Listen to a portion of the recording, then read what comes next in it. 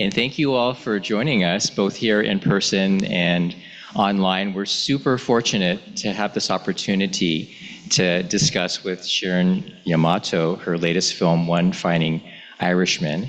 And I'm going to tell you more about Sharon before we have a post-screening conversation. We're also fortunate because with us today are several people who are interviewed in the film. So I'm hoping that in our post-screening discussion, we'll hear more from them.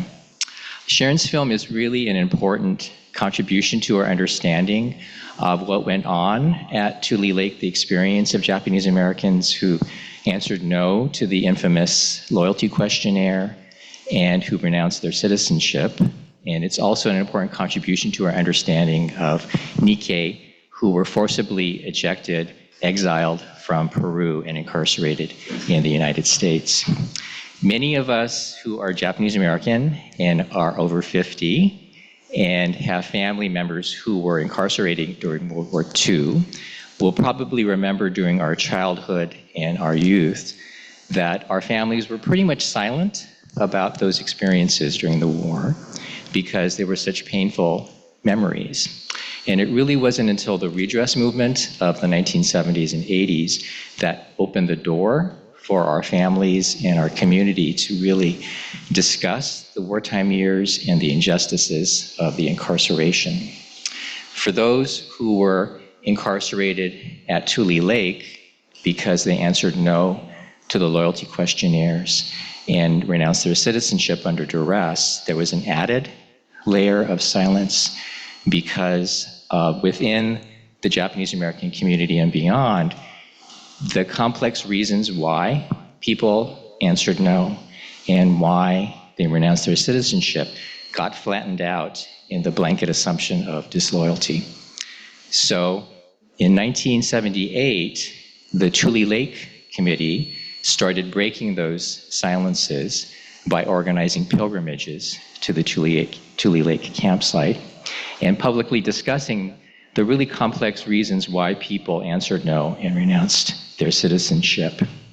And more recently, through films like Conrad Adderer's Resistance at Tule Lake and through books like Tomiko Nomura and Frank Abe's We Hereby Refuse and Satsuki Ina's memoir, The Poet and the Silk Girl, we have a deeper understanding of the complexities and injustices, at Tule Lake. And Sharon's film, as I said, is a wonderful contribution to that understanding. So we're going to have a post-screening conversation.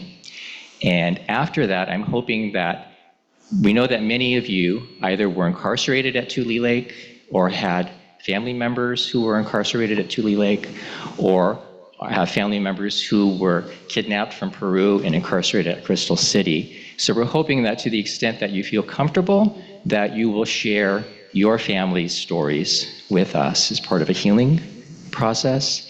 And I'm also hoping we'll hear more from some of the folks who were interviewed in the film. And so those of you who are joining us online, if you want to put questions and comments in the chat, I will try to do my best to keep an eye on that and to ask questions of the appropriate people.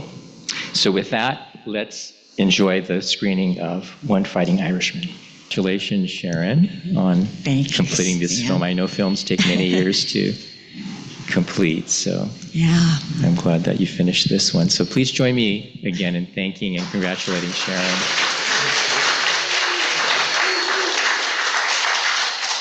So Jill said that I wear many hats, and so does Sharon. So obviously she's a very talented filmmaker. She's also a writer and journalist whose articles have appeared in the LA Times, and she's currently a columnist for the Rafushimpo, which is the Los Angeles Japanese American paper. She has for more than 4 decades been a TV producer and independent filmmaker. And among her films, in addition to One Fighting Irishman, are Out of Infamy, which is a biography of Michi Weglin, who wrote the groundbreaking book, Years of Infamy. What's the Stanley Hayama film? A Flicker in Eternity, which is based on the wartime World War II diaries and letters of Stanley Hayama, who was killed in action in Italy. and Beyond Walls, for which she wrote an accompanying book called Beyond Walls, the Barracks of the American concentration camps. Pretty close, Stan. Okay, thank you. We've lost power. I know. So we'll just have to project. Okay. So as you're formulating your questions and comments, and this is a largely Japanese-American audience, so I know people tend to be a little shy, so please overcome your shyness if at all possible, if you have something you want to ask or share. Same goes with those of you who are online. I will try to check the comments, and there's already one. Thank you so much, Sharon. Powerful message that is still so important today. That's from Diane Oshima. So as you're thinking about your questions and comments, I'll start by asking Sharon, how and when did you first learn about Wayne Collins? Well, I actually learned about him when I was working on the documentary on Michi Waiglin, who is also a personal hero of mine. And the fact that she dedicated her book to Wayne Collins meant a lot. And, you know, she did it with such vehemence, such adoration of the man. But I didn't really know that much about him until I heard his son, Wayne Merrill Collins, speak at the 2004 Tule Lake pilgrimage. And fortunately, he's here with us today to hopefully talk a little bit more about his father. But at any rate, the talk that he gave at the pilgrimage brought a standing ovation. It was amazing because it recounted the whole history of the lawsuits, which was very complicated. And I had no idea at that time that there was this whole conflict between a Southern California ACLU attorney that was very, very complex, and the JCL and National ACLU, the whole problem of that, he really capsulized in this wonderful talk. So I was really kind of curious to know more about it, because it was a subject that I knew nothing about. And fortunately, actually, Stan, you were so helpful in the film in describing it, because I know, and I'm wondering if you guys have a reaction on that. It's a very confusing issue because of the fact that Wayne Collins was working against the Northern California ACLU and the Southern California ACLU were at odds. But I thought it was a real important point to make. So, and you did it very well in the film. Thank you. Thanks for that. So since it does take years and a lot of money to create documentary films, what was it that kind of tipped you over in terms of motivation for doing this film? Well, I have to say, another person in the audience, Hiroshi Shimizu, who is the head of the Tule Lake Committee, was very inspirational, because I knew that the subject of Tule Lake needed more elucidation. Conrad had just come out with this great film called Resistance at Tule Lake. But there was so much more to the story, and there's still so much more to the story, that I thought that we really needed to focus to 30 minutes. Some people are not happy about that, but I find that sometimes when there's so much information that it's easier done in a shorter film. At any rate, so Hiroshi, you were inspirational in that. There was a friend of mine in Southern California, though, who claims that we had lunch and that he's the one that suggested doing a film on Wayne Collins. So I don't remember that, but it's a claim he made. Have you screened this film with largely Japanese American audiences, and if so, what has been the reaction to it? Okay. My favorite audience so far of all time has been at the Tule Lake pilgrimage, because, well, first of all, there were so many people in the audience who were descendants of people who renounced their citizenship. So that was really like an amazing audience and an amazing screening. But I have to say that I enjoy screening it for non-Japanese Americans too. A lot of people come up to me after and say, I didn't quite understand this part, or because there's a lot of material in it. But I think that because they're so unaware of what happened, it warms my heart for them to learn a little bit about the complexity of what went on in Tule. And obviously calling attention to someone who really we have to all regard as a hero. He was an amazing person, and I think it's really important that we call attention to his qualities. As I said earlier, we're lucky to have not only Sharon with us today, but several people who were interviewed in the film, and I want to call on a couple of them at least. One of them, Sharon mentioned, is the son of Wayne Collins, who is also named Wayne Merrill Collins. So if I can ask you a question. So when your father was working on this lawsuit that spanned decades, right? And we had to file these affidavits for thousands of Japanese Americans. I'm wondering, you were a child or a young person then, if you met any of those Japanese Americans, and what was and I know that your father had Japanese American assistants, including Florence Tabashi, who was in the film, but also Chio Wada, who some of you in the audience may know or may have known, and Jin Sakai. So did you meet any of them, and what were your impressions of them, if you did? Well, I knew all those people that worked for him. Of course, I knew them. And litigation went on until 1968. So that's a long time. That's 23 years in my lifetime. Of course. But my father's closest friend, who became my closest friend, was Tex Nakamura, who taught me the meaning of friendship. And all the people whom I met of Japanese ancestry were renunciants. I didn't know anybody who had not renounced, so that I thought that if you hadn't renounced, that was an abnormality.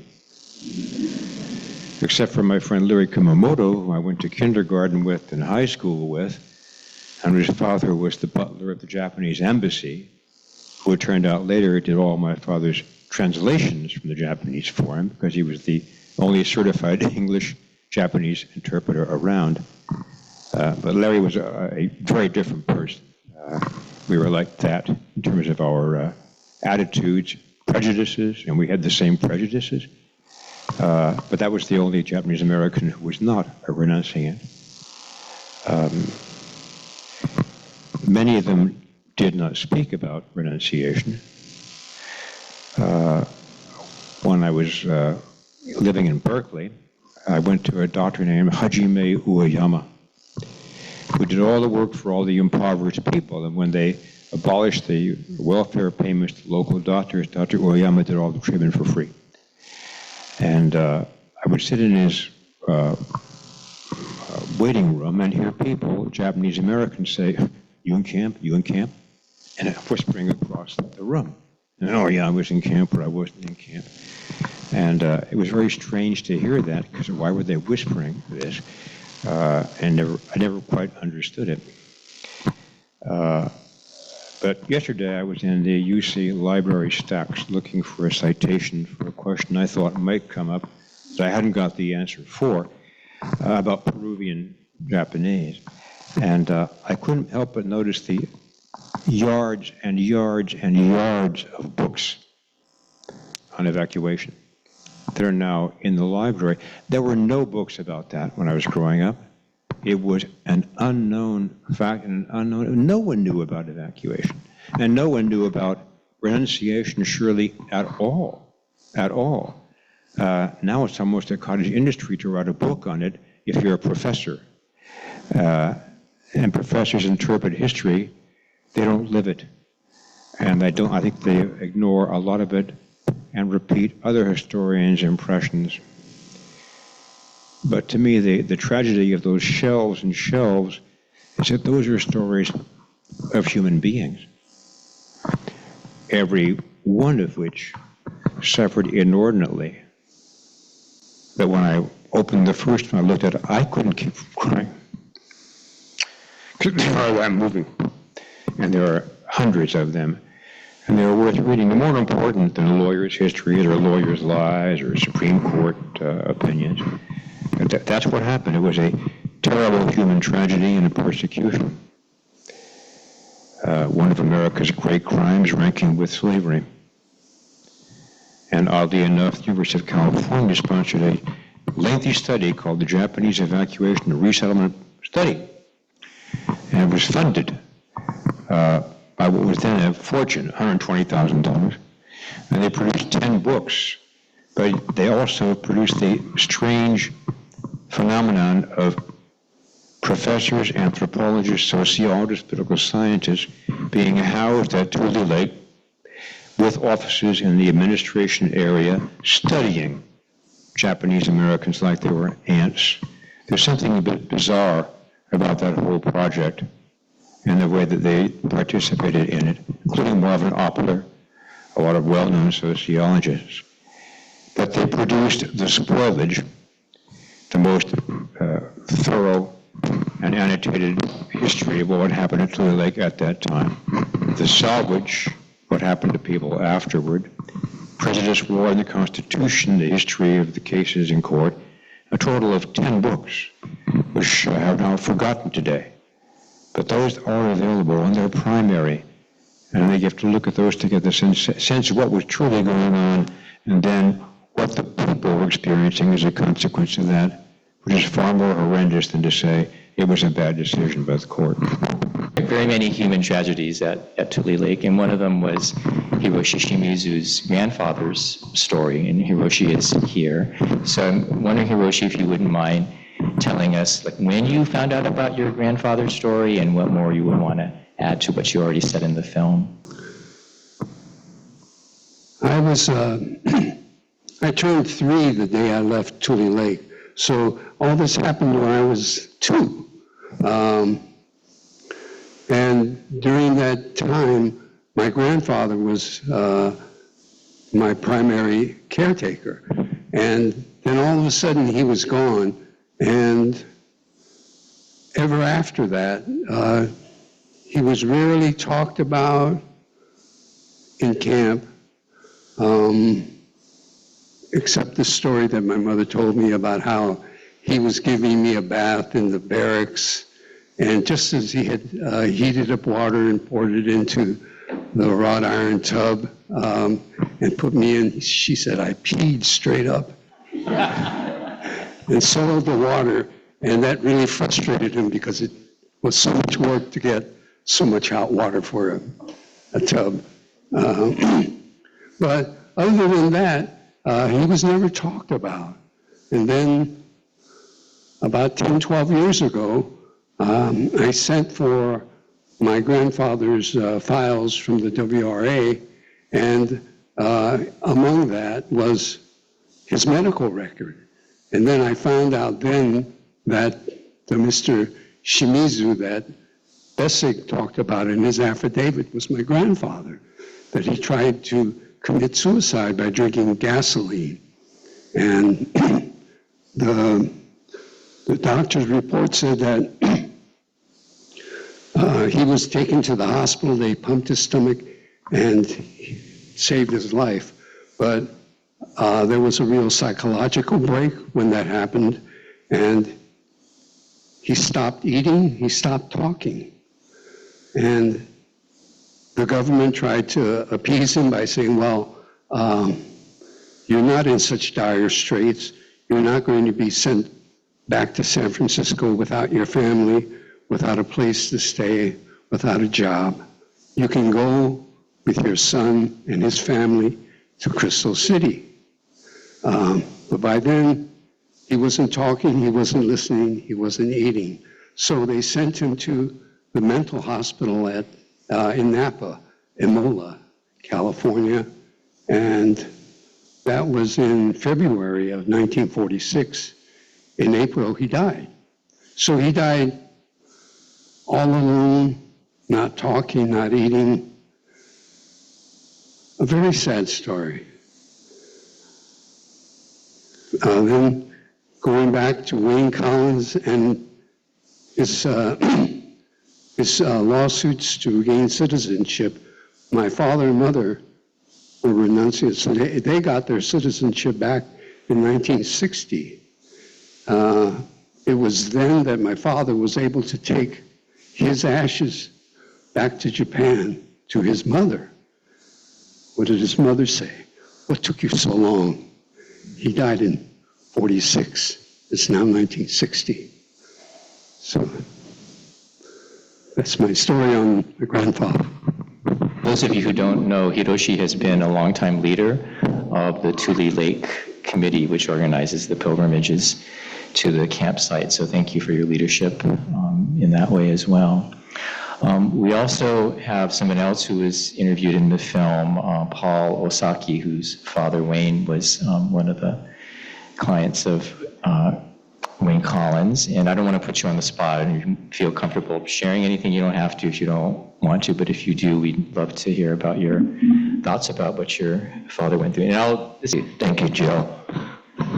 I want to thank Sharon for making this film and shedding light on the plight of the renunciants. It's not a story told much. And I also want to thank you for highlighting and honoring Wayne Collins. You read about him, but hearing his voice and how he talked, people who see this film say, Paul, he sounds a lot like you. But it really brought him to life, and so that meant a lot to me. You know, my father talked about his experience in camp while we were growing up. He was never not afraid to talk about it, and he had a really interesting story that it could go on, but as I said, he was in the stockade, and he wasn't known a boy, and he wasn't renunciant. Growing up, you know, I thought what that meant was, oh man, you were a badass, you know, you resisted. But growing up and hearing more about it, I better understood what he was undergoing at that time, and it had nothing to do with that. It was the tremendous stress and terror and mental anguish that he was under during that time period. Hiroshi found an affidavit, his affidavit actually, that he filed to get his citizenship back. And so me and my mother read it, and it wasn't until we read it that we really began to understand how much all of this affected him. You know, I know some people look at the Hoshidan and say, wow, that was a great resistance group. To him, they were terrorists, and they terrorized him every day, and he writes about it, you know, and how they threatened his family. And, you know, part of his renunciation was he thought if he did it, it would protect his family. But just in closing, you know, I was going through his files. He wrote a lot about his experience. And I found an original article that came out that looked like it was from the New York Times. And he hand wrote on it, finally, my dream coming true, something I've been looking forward to every day and every night. And he hand wrote that article. So thank you.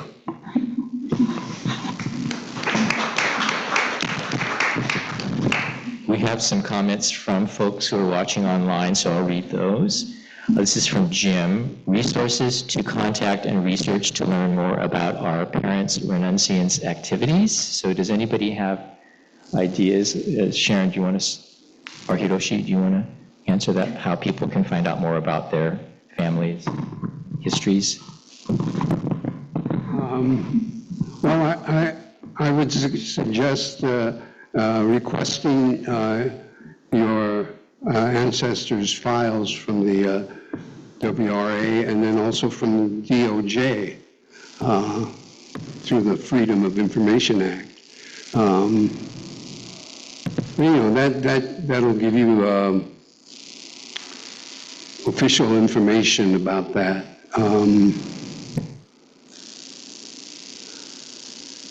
And other than that, I think you just have to read between the lines, maybe find some letters or journals of friends that may have been written. That would be the only way.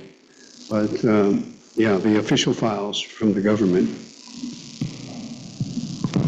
Does anybody else in the audience have suggestions of how people can research there? So Ken and... I think that Colin Davis actually donated documents to the Bangkok Library. And you can get many of those documents, and Wayne, you may know better than I, but I do know that my son did some of that, and he researched some of that. And those files, at least in my father's case, there are letters that he corresponded with Wayne's father, and those are housed at the Berkeley Library and the Bancroft Library in special collections, the Collins Special Collections section. Great, thank you, Ken. Any other suggestions or any questions for Sharon or Hiroshi or Wayne? Not about that topic. I'm a little confused. First, let me say it's a fabulous documentary, and it really explained a lot more to me about a number of issues, especially the people who denounced their citizenship and the pressure on them and how it seems on the surface and uncomplicated that they were just bad people, they were wrong, they deserved to get sent back and that, and how much more complicated, like everything is, that this issue is. My confusion is why the emphasis in the title that he's Irish. So he's Irish American, and we have Japanese American, and we have other nationalities American, and this topic is so important as a general issue. Somebody who was strong enough to stand up to so much authority and to offer so much of his time and talent. But I don't see it as connected to him being Irish, being human. And his son says it isn't. You might be sitting next to the person who probably agrees with you on that subject. Can I say, that comment previously reminds me that a lot of information that I got online is from the Bancroft Library, and they're all from the Wayne Collins collection that Wayne Merrill donated. Sort of. Actually, I asked, my father had written in a brief, he threatened the Department of Justice saying, all these papers will be delivered on my desk to the Bancroft Library, and all the crimes and sins of the Department of Justice and its attorneys will be readily available.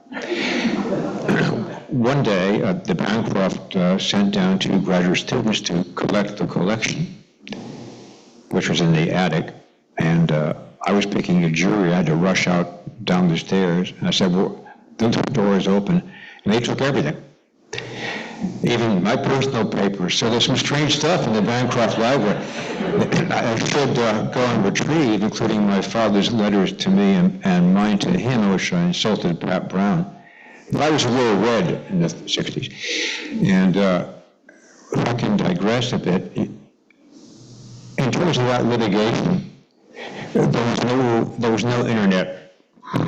There were no copy machines. Half the population in the state didn't have phones. I mean, when I was in Berkeley as a student, none of us had phones. There was no email.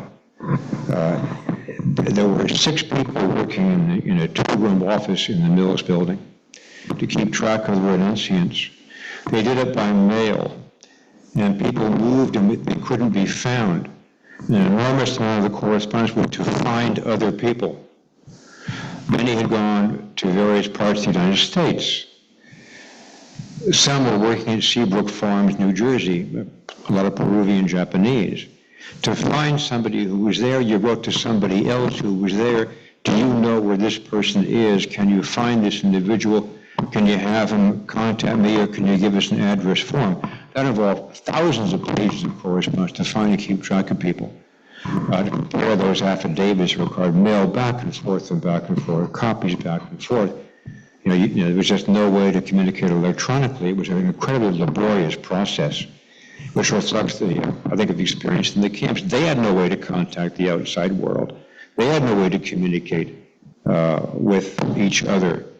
But they had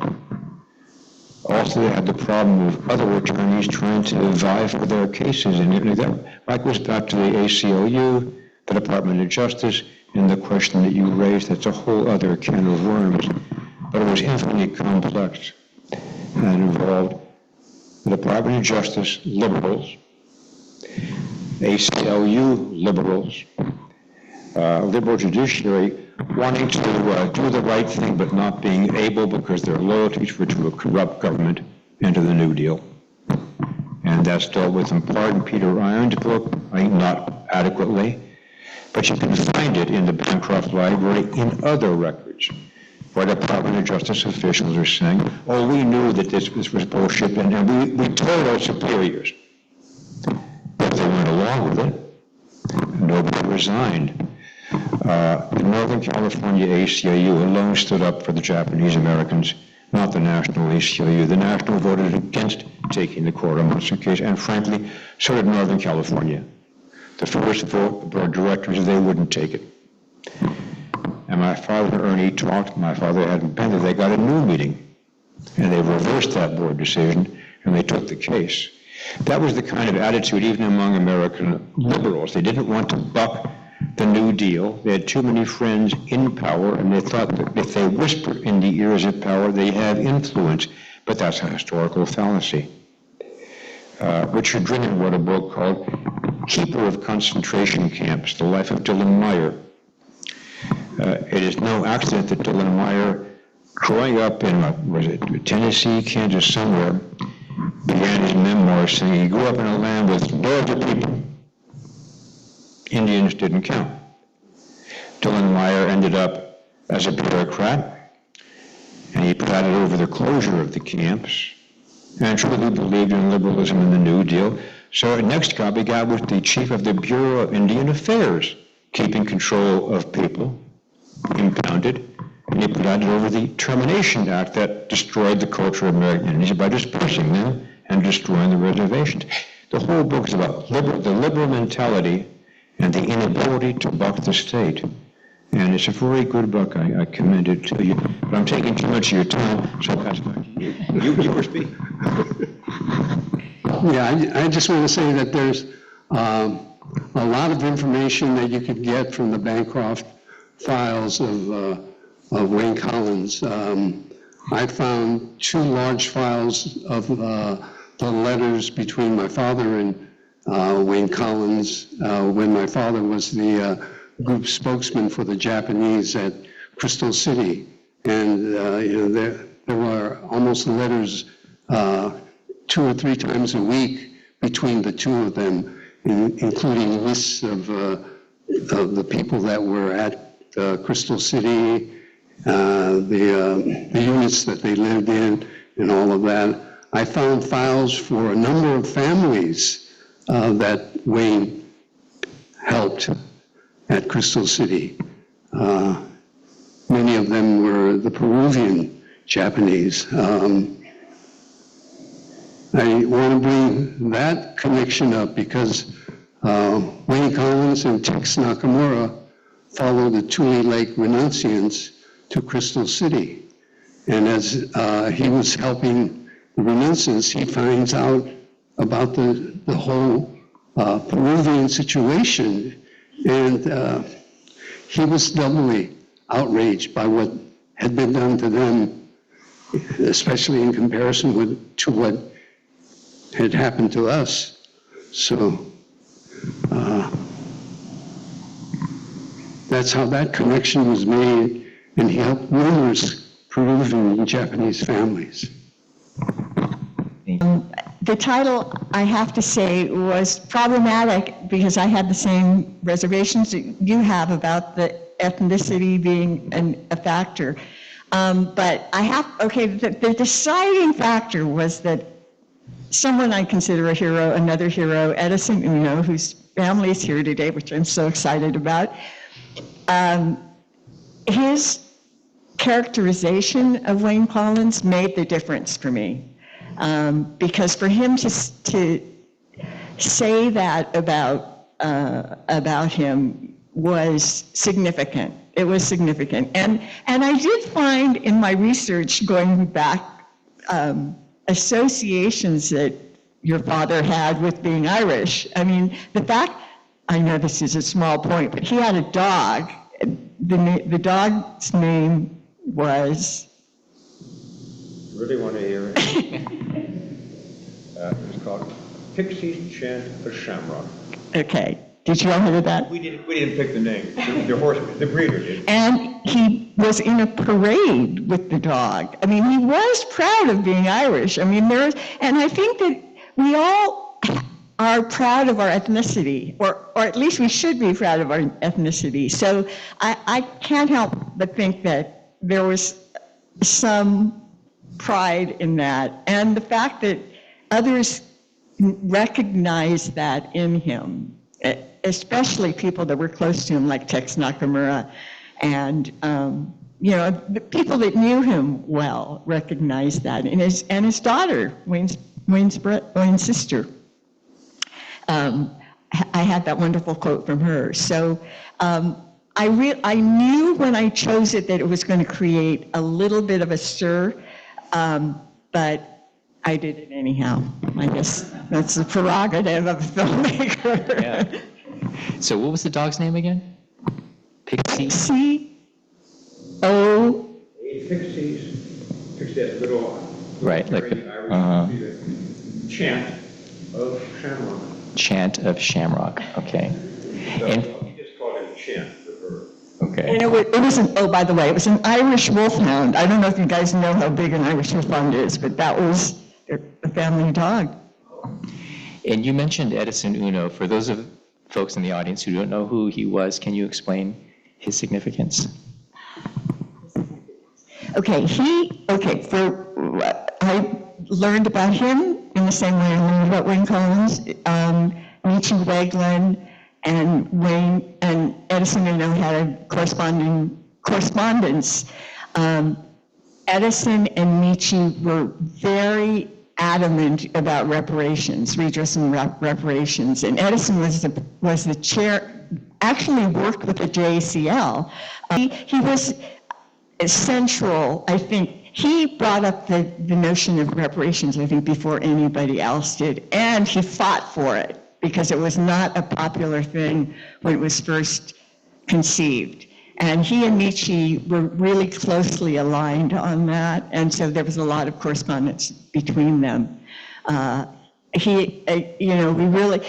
really sad that, these people in our histories that are so important, we tend to forget about them with the passage of time.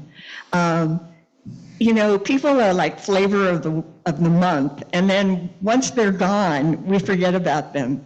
We should not forget about Nietzsche Wegland. She was really important. She wrote a book that really changed the way we perceived ourselves. Japanese Americans did not talk freely about camp before they realized in reading her book that it wasn't our fault. So anyway, she's really important. Edison is really important. I just like saying their names so that we remember them. And I've heard Edison Uno referred to as the father or one of the parents of the redress movement, so I think we really owe a great debt to him. I want to not ignore the folks who are online. Hi. So Susano K says thank you to you, Sharon. After my father's death, we found National Archive records that indicated my father filed for repatriation to Japan. I always wondered what happened since there wasn't documentation explaining why he wasn't expatriated. So do you have any thoughts on why some folks who are listed as having repatriated, I don't know if... The one thing I could say is that, the first boat that left for Japan, it was very voluntary. They wanted to repatriate. A lot of the ones that, there were like 1,700 people who left because they wanted to go back to Japan. And he might have been part of that group. The renunciants, in general, I think it was the people that your father brought up in this lawsuit. They came a little later, but that first group was definitely, I think most were voluntary repatriates, I guess is the word. Okay. Anything to add to that? Joined the lawsuit later in time. Many other people who were announced joined later as parties, including, I believe, some who were strandees in Japan. Some who already had been sent back to Japan. You could sign up and join that lawsuit and be added as a plaintiff. So it didn't exclude anybody from that class. That's why they kept growing from 3,000 to 4,000 to 4,800 and on. There you have it. There are quite a few people who are, families in Japan whose parents renounced voluntarily and they still live in Japan. So there is a population there of... Even the Hoshidan became plaintiffs in that lawsuit. Oh. Even they, at the end, were represented by my father in that lawsuit. Because bad as they may have been, and terrorists they may have been, they too were victims of that system that compelled them to have to think the way they thought. That's a tragedy, and that's another crime chargeable. However, I'm not excusing the conduct, the beating, killing, terror, but those are simple historical facts. So for those of you who didn't hear, Wayne is saying that even members of the Hoshidan, which was the group that terrorized many of the other resident or inmates of Tule Lake, were clients of Wayne's father, because they too were victims of the government oppression as well. I saw a hand in the back, and I'm going to get to you in a second, but in the time that I'm going to walk to you, I'm going to read a question from Valerie Sampson.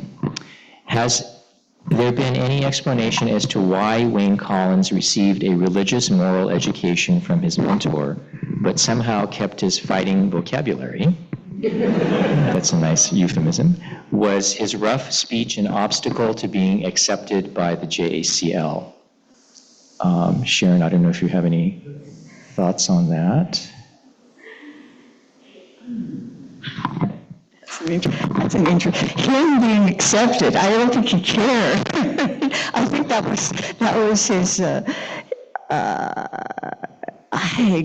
I know that, again, we have this really interesting letter that was written years in the 90s. Oh, no, I'm sorry. He died in the 70s, but very late in his life where he insists that he's never going to forgive the JCL for what they did, and he held to it. So his rough speech, I don't know, I'm having never met him. Thank God we had those tapes. That was really, when we first got them, I remember thinking to myself, how are we going to use these? Because they were very blurry and the sound was really bad and he mumbled a lot. But, we were able to call some of the stuff from it. And I really don't think he had no censor on his speech. So, and these were actually telephone conversations he had with another historian. And he gave us the tapes because he really felt that that was important, that Wayne Collins was important, that we should hear those and know who he was, which I think really does make him real. It really makes him alive. And so I don't think he had any, I know he didn't care about the JCL, so. I think if I can interpret Valerie's comment and question, maybe the crux of the question is how did he reconcile his Christian beliefs with the use of curse words. So I don't know if anybody has an answer to that. Wait, that's the great answer. The good Lord cursed a lot of people. So he's just following God's example. Also, I don't know if the Swedenborgian sect, it was a Christian-based religion, but it was pretty independent. Would you say? I mean, I don't know a lot about the Swedenborgians, but he followed the priest. We interviewed the person who belonged to that church, who's now the head of the church at that particular site, and it's a religion that says it's not about going to church; it's about practicing in our lives, good works. And I think that was what his religion was. At that time, it was very attractive to a certain audience. Bruce Porter was married to William James's daughter. William James, the American philosopher and psychologist. William James was raised as a Swedenborgian by his father, Henry the Elder, and so was Henry the Senior. But so were a lot of people, William Dean Howells and Strindberg and others at that time. That all disappeared. There was what they used to call Swedenborgian socialism back in the 1850s or 60s. Thoreau and Emerson were very heavily influenced by it. So it was over-intellectualized religion, but it was no way separate and apart from the real world. You could talk any way you wanted to talk. Johnny Appleseed was a Swedenborgian minister. What he was doing was giving away Swedenborgian tracts as well as throwing seeds out. He certainly didn't have any education, so it covered all social classes. It was at one time it was a movement. It's now passé. It's forgotten, but so was much of history.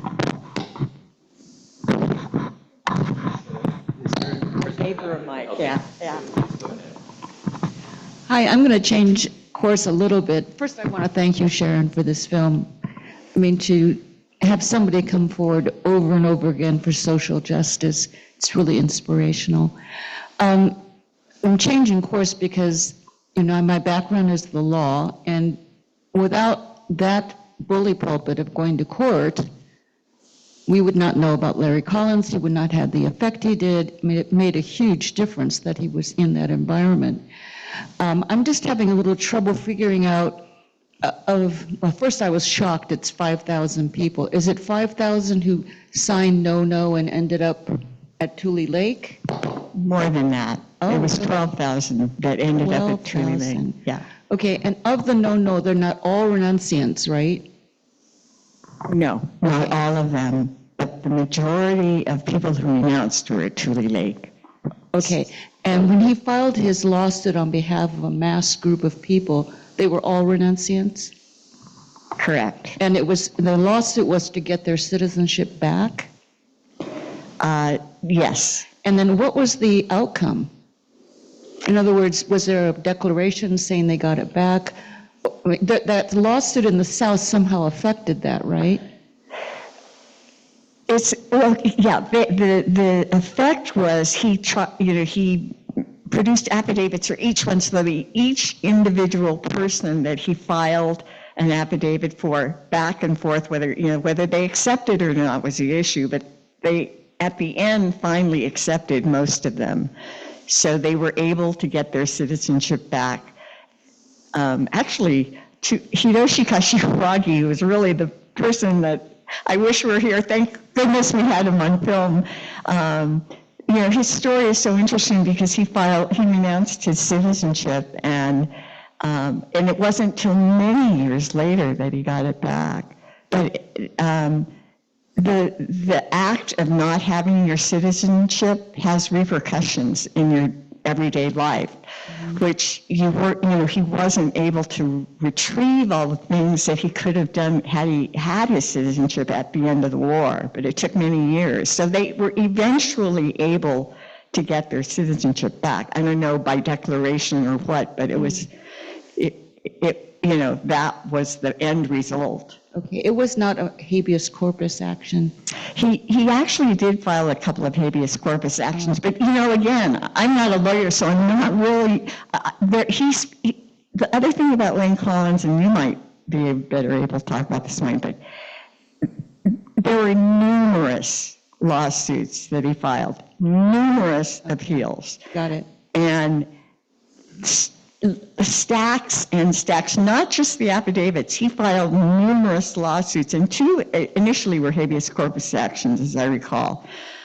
So there was a lot of legal back and forth that he was doing. Okay, thank you. I hope the lawyers today will also take the charge, because I think we're going to need them Yeah. in this period. Yeah, thank you. It's funny because when you were talking about how Wayne bucked the system, and the whole idea of someone standing up against the powers that be, it sounds very important for us to remember that today, because there are so few people who are going to be bucking the system in the next 4 years. So Wayne? Off topic. Well, many people had to wait for 10 or 20 years to get their citizenship back. And that's because when the lawsuit was filed, as people joined it, it came up for what's called a motion for summary judgment. That is, without a trial, the court can make a ruling on the affidavits presently before it. That's why you have the Bessick affidavit, which I think my father wrote probably in its entirety, to detail his conversations with people in the camp, so that what he was told could be before the court, hearsay or not. The more important affidavit from Tex Nakamura, who was the legal affairs officer at Tule Lake, and that detailed the beatings, the situations, the Hoshidan, the terror, the betrayals, everything was in an affidavit. So that became the evidence before the court to consider, should this issue be resolved in favor of the plaintiffs, were these renunciations void because they were incurred through duress, menace, or fraud, where the situation in the camp deprive you of your agency so that a renunciation could not be deemed a free contractual act. The mere fact alone you were in a camp, that you've been deprived of your rights, should have been adequate without even the Hoshidan having acted to avoid those renunciations.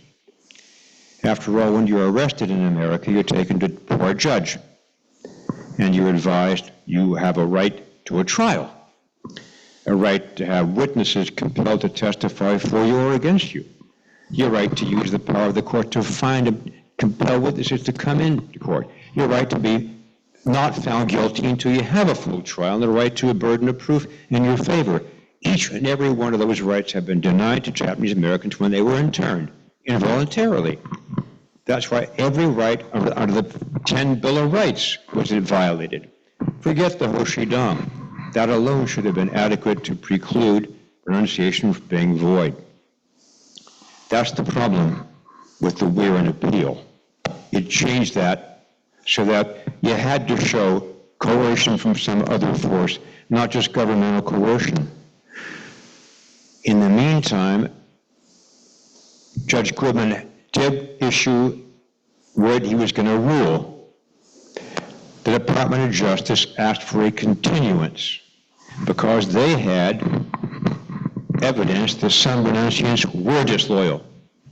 They asked for continuances 6 times, promising that they would designate the names of those plaintiffs who were in fact disloyal and should not be granted relief.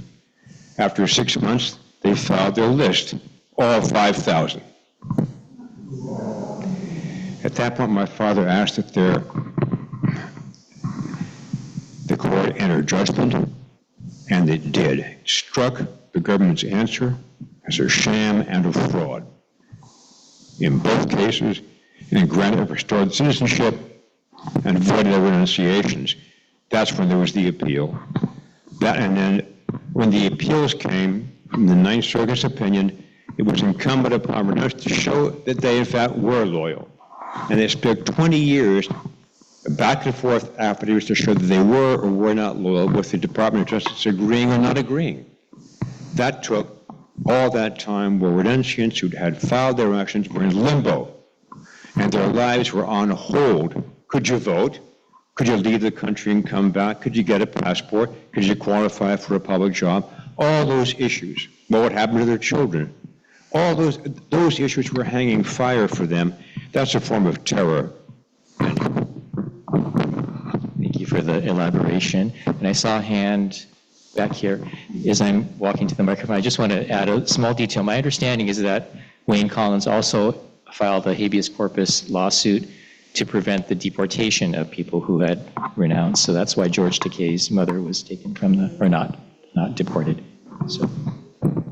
I just wanted to add a comment. As a descendant of one of the Nono boys who were sent back to Japan, so I was born in Japan, but he finally received his citizen back right before I was born, and I think the only reason why he tried to find out whether he was going to be able to get his citizen back or not is because of the baby that was on this, her way, I guess, myself.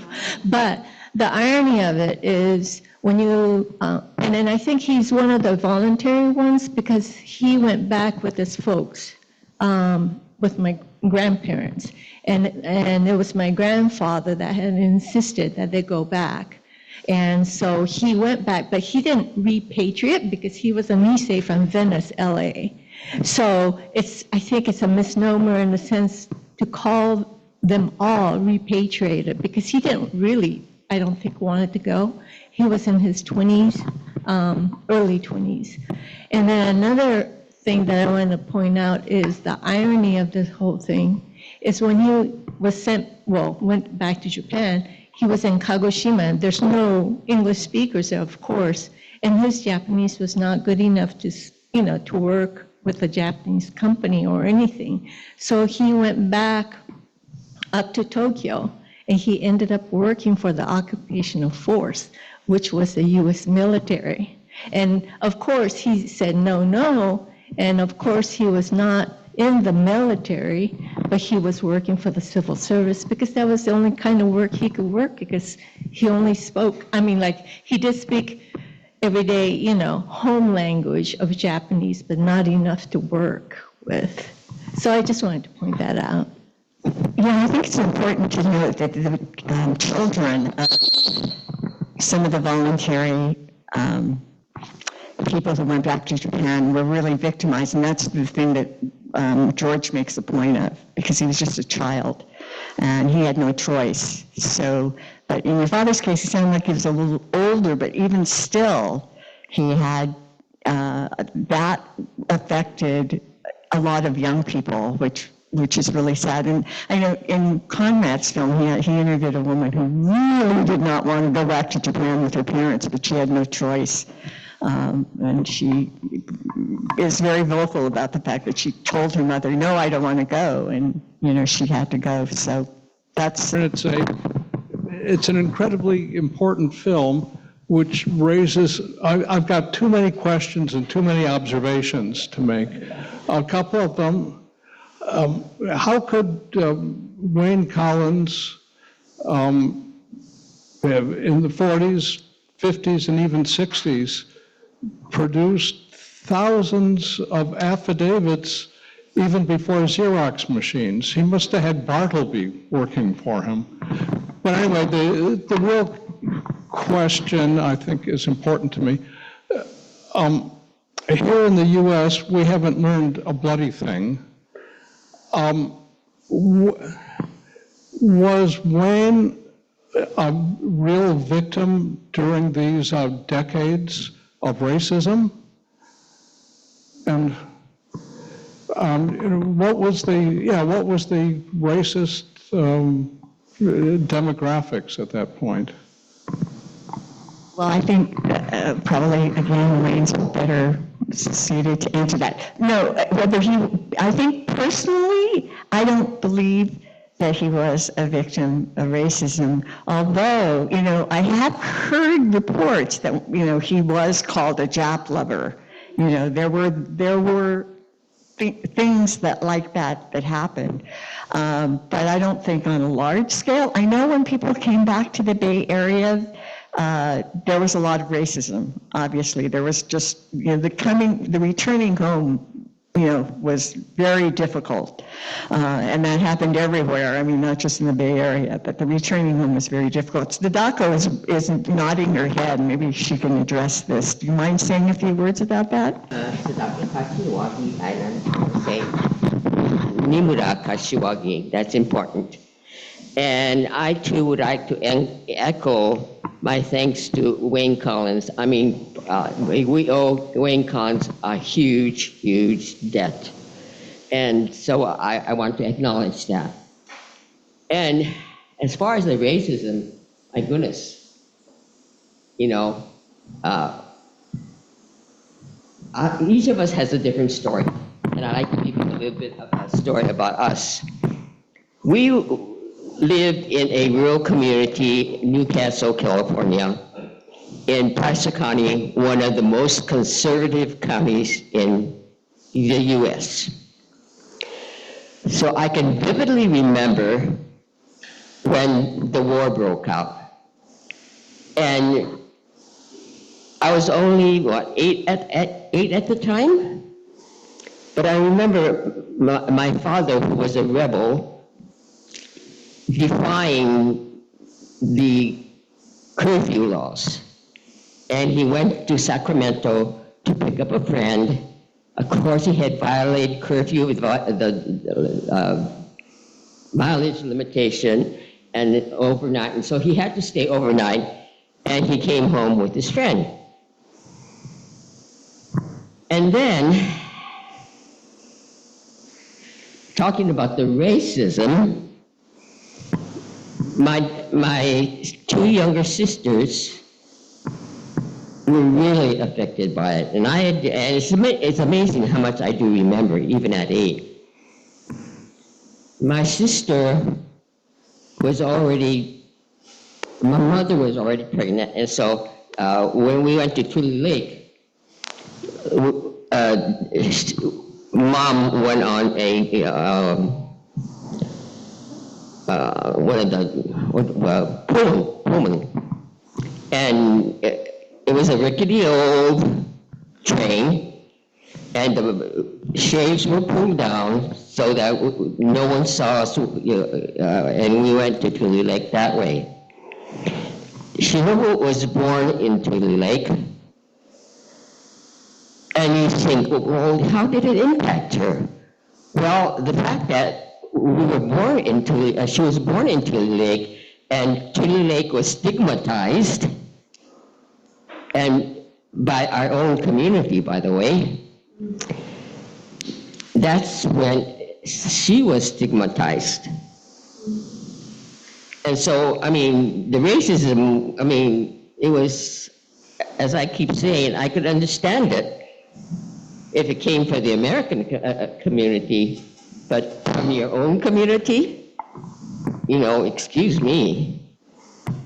And so that was how, and then my other sister was 4 at that time. And she was the last child before Shinobu was born. And so she was very, very close to my father. And then he was taken off, the FBI came and arrested him for being a troublemaker. And he went directly from the camp to Sharp Park. And from Sharp Park, he was taken to Santa Fe for 18 months. And here was my sister. She didn't see his father for 18 months. So that was very devastating for her. And to this very day, and she read Satsuki Ina's book, and she said, she's a reader. She reads books like Oppenheimer. And when she read Satsuki Ina's book, she said, it was like living it all over again, and it was powerful. And it brought back many, many memories. So that's, the story, a little bit of my story. After camp, it was tough. It was tough. It took some families up to, I was talking to my relatives in Japan, and they said it took them 13 years to recover from the war. Well, likewise, it took that long for us to recover from the war. As I say, it was really, really tough. And so I saw in the newspaper an ad that someone in San Mateo wanted a schoolgirl, a domestic. So in order to relieve the financial burden at home, I went at the age of 14 as a domestic and worked my way through school, and I was the first to graduate from our family from college. So, it affected us in different ways. Each of us has a different story, and as I say, I thank Mr. Collins for all his work. I mean, we really owe him a great deal. And there were other people who helped. The Bainbridge story, the family, the publishers of the newspapers, they supported the community. And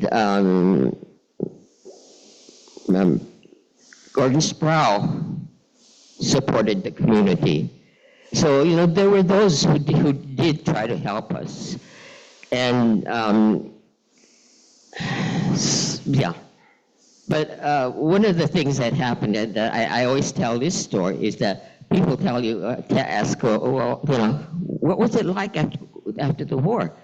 Well, a family friend had, someone had taken care of the property, but just before they returned, someone set fire to the home. And so the two daughters were driving along, and they picked up this stranger who was having trouble with his car, and they drove him to the gas station, and he says, "I was the one who set fire to your house." I mean, stories, I could go on and on and on and on, so. And another thing is that a friend tried to convert me to Christianity. Having been born, a Buddhist, we didn't go to church. We lived miles away. Well, that was one of the things about camp. I was able to go to church to a physical church for the first time. But anyway, she tried to convert me, and so I thought, I don't know. So I talked to one of my instructors, and he says, "You know what? Just because you become a Christian, you're not going to be better accepted." And that really made a difference. And at that time, there were no books on Buddhism in English. The only one was Christmas Humphreys. So I really started researching. And I read. And there was one poem by a priest, Kobo Daishi, was Iroha Niho Heto. Is that using the whole alphabet. And that really made an impact on me, and I started reading as much as I could, and I studying. And then another thing was that my father said to me, Japan has lost the war. He says, but you should really learn the language. So I really made an effort to learn the language. I'm pretty fluent at it. We recently went to Japan I'm 91, by the way. I call myself a endangered species. But anyway, I went to Japan recently in early May, and we're 18 days there, and I was able to speak Japanese, and people really appreciated that. And so, it makes a difference. It really makes a difference. And so my advice to young people is talk to your elders, learn your history, be proud of your history, because we were made to be ashamed of what we were, and we're not supposed to speak Japanese and so on and so forth. And I tell them, you know what? Smile. It costs you nothing. And so that's my final word. That I really appreciate this. I did not know about Wayne Collins, and I really appreciate my friends telling me to come to this movie showing, because I so appreciate it. And the timing is so personal to me and to many others maybe, but this is almost like a tutorial. It's very inspiring, and it's what we needed to hear right now. So thank you so much. I want to ask you what you have for plans for distribution, because I'm concerned that younger people learn and see this movie, and it is pertinent more than ever to let people know that we have a fight ahead, but we can do it. I've been asked this question, and sadly, there's a lot of use of profanity in our film, so it's kind of R-rated in today's standards. But I don't think it's for young people, but I hope that at the high school, college level, we can distribute it. I'm really, fingers crossed we air on PBS, but that's a whole nother process. But I'm doing a lot of community screenings. In fact, I'm encouraging people, if they know of a place that I can show the film. I really find that it's really the best way is to interact with people like all of you and to show it at places like this. And so I'm hoping that's a way of generating more attention on this person that really we owe so much to.